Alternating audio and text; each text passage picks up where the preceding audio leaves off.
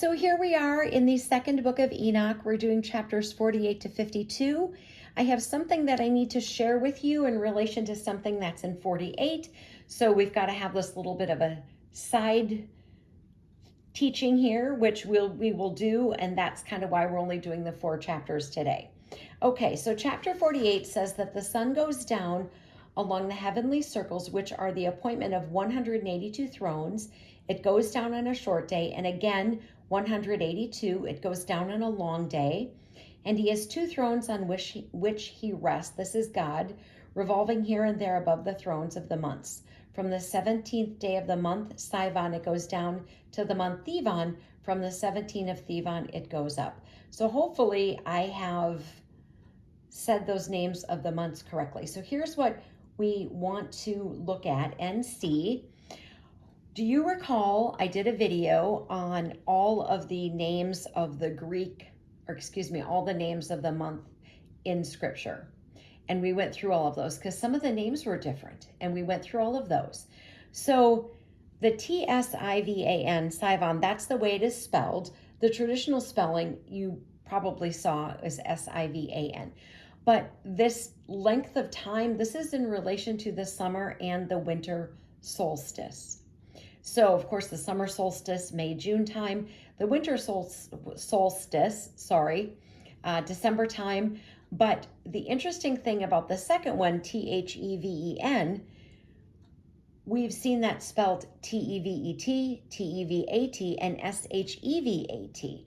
So I maybe mispronounced that, but that's what I wanted to share, that is in relation to the summer and the winter solstice, which we, of course, know we have a long day and we have a short day. All right, so let's go on here. Let's do chapter 49. It speaks about swearing an oath and predestination. Chapter 50 says that I've put every man's work in writing, and no one born can remain hidden. His works will not be concealed, that the Lord sees all things. For the sake of the Lord, endure every wound, every injury, every evil word, every attack, and not to repay evil. Do not injure the widows, the orphans, or a stranger in whatever you spend, gold or silver, for your brother's sake, that you would receive ample treasure in the world to come. So chapter 51 says to stretch out your hands to the poor, not to hide silver in the earth. It doesn't say gold, it only says silver. I found that interesting.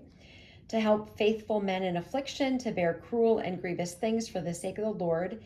And it's good to go to the Lord's house all day, as he is the creator and every breathing thing glorifies him.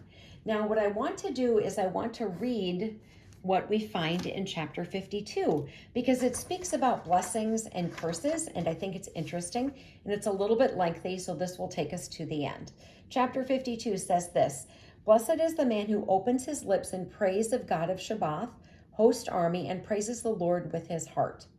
Cursed is a man who opens his lips for the purpose of bringing contempt and slander to of his neighbor, because he brings God into contempt.